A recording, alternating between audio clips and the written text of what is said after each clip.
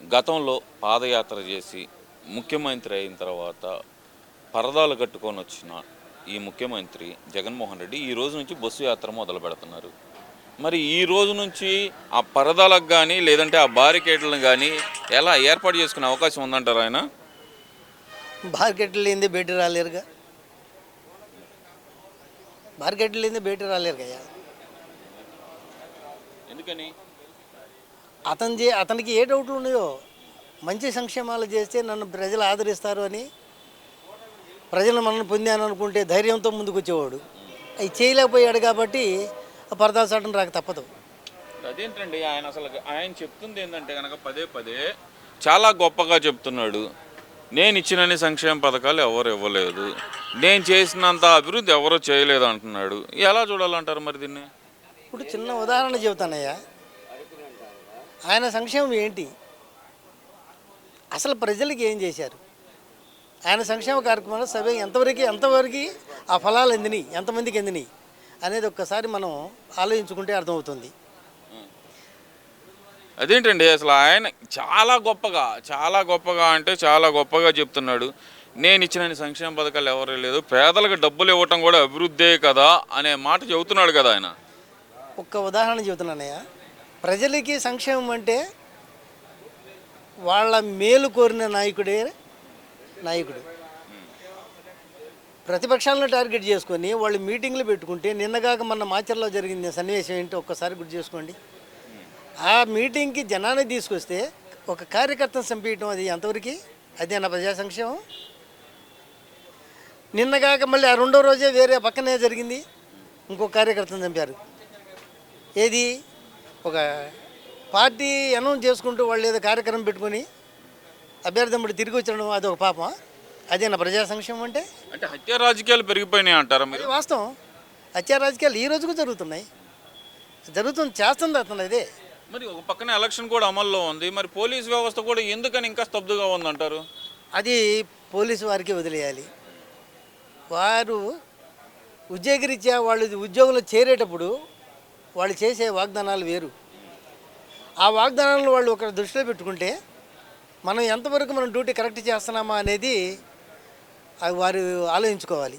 అది వాళ్ళ పోలీస్ శాఖ విజ్ఞతకి వదిలేస్తున్నాం. సరే, ఇదంతా ఒకేత అనుకుంటే ప్రజలు నీరు అందక, అంటే త్రాగునీరు సాగునీరు అందక ఒక పక్కన అల్లాడుతున్న సందర్భంలో హోలీ వేడుకలు అంటూ అంబటి రాంబాబు గారు సంబరాలు చేసుకుంటూ ఉంటాను అసలు ఎలా చూడొచ్చు అంటారు? ఎందుకంటే నీటిపారుదల శాఖ మంత్రిగా ఆయన చేశారు. ఇప్పుడు ఎలక్షన్ కోడ్ వచ్చినా కూడా ఎన్నో కొన్ని అధికారాలు ఉంటాయి, ఆయన కూడా అలా చేయటాన్ని అసలు ఎలా చూడొచ్చు అంటారు? ఆయన నీటి పారుదల శాఖ అనే కన్నా గంట అరగంట అని చెప్పుకుంటే బాగుంటుందేమో. ఆ శాఖకి ఇస్తే బాగుంటుంది, ఇంకా ఆయన గురించి వేరే ఏమన్నా అవసరంలా. అది ఎందువల్ల అంటారు? అసలుకి ఆయన నోరు తెరిస్తే కనుక ప్రతిపక్షాల మీద విరుచుకుపట్టడానికి నోరు తెరుస్తారు, లేదంటే పవన్ కళ్యాణ్ గారిని తిట్టడానికి, లేదంటే చంద్రబాబు నాయుడు గారిని తిట్టడానికి, వాళ్ళ కుటుంబ సభ్యుల గురించి మాట్లాడడానికి నోరు తెరుస్తారు. ప్రజల సమస్యలపై ఎందుకని నోరు తెరవలేకపోతున్నాడు అంటాడు ఆయన. వీరికి ప్రజా సమస్య తెలియవు కదా, ప్రజా సమస్యల మీద అవగాహన ఉంటే కదా. ఇప్పుడు పవన్ కళ్యాణ్ గారు ఉన్నారు, నీతి నిజాయితీగా తన సంపాదనలో 10 రూపాయలు ఖర్చు పెట్టుకుంటూ మన పంటల్లో నష్టపోయినా, వాళ్ళ గృహాలు పడవేసినా వాళ్ళకి ఎంతో సహకరించి ఆయన నవ్వుతాన భవిష్యత్తు అన్నట్టుగా ఆయన తోచిన సహాయం చేశాడు. అలాంటి మంచి వ్యక్తిని వీళ్ళు దూషించారంటే వీళ్ళ గొప్పతనం ఏంటో ప్రజలకు అర్థమైపోయింది.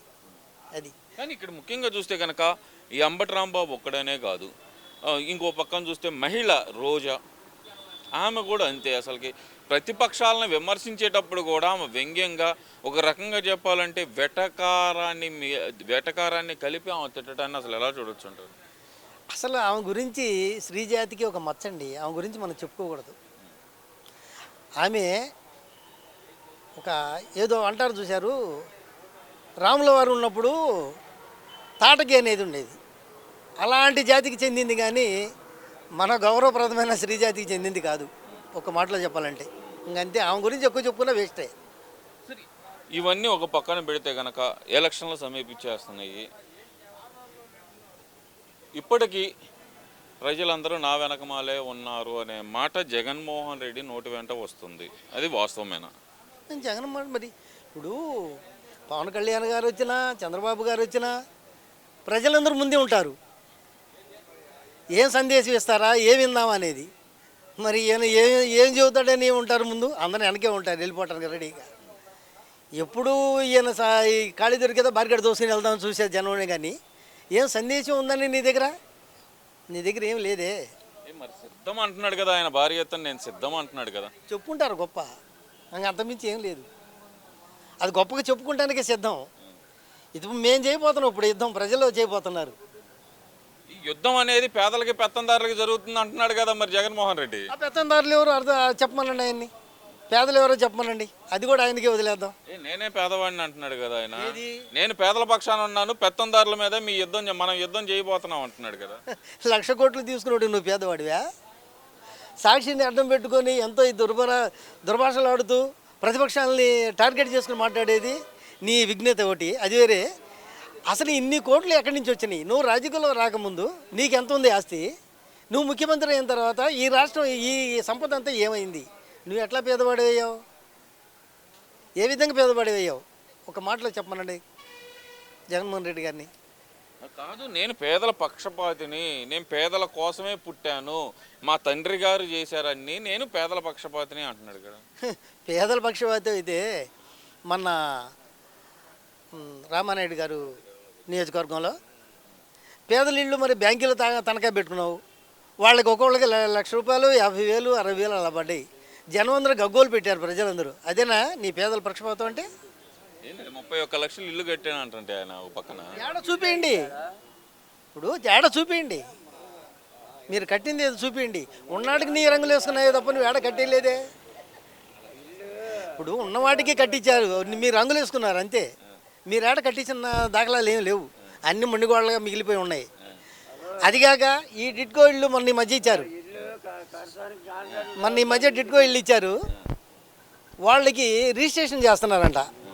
రిజిస్ట్రేషన్ చేసినప్పుడు ఆయన ఏమి ఇచ్చాడు వీళ్ళకి, జనాన్ని అడిగితే అర్థమవుతుంది.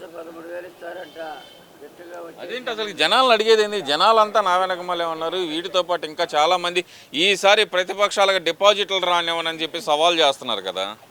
అదే ఆయన ఆలోచన ఏమో పాపం భ్రమపడుతున్నాడు అంతే, ఏం లేదు, ఆయన భ్రమే. మరి ఓవరాల్గా ఏం చెప్తారు ఆయన గురించి? అసలు ముఖ్యంగా చూస్తే కనుక ఆయన మీద ఇంత వ్యతిరేకత రావడానికి ప్రధానమైన కారణం ఎక్కడ మొదలైంది అనుకోవచ్చు అంటారు? జగన్మోహన్ రెడ్డి మీద వ్యతిరేకత రావడానికి ప్రధానమైన కారణం ఎక్కడ మొదలైంది?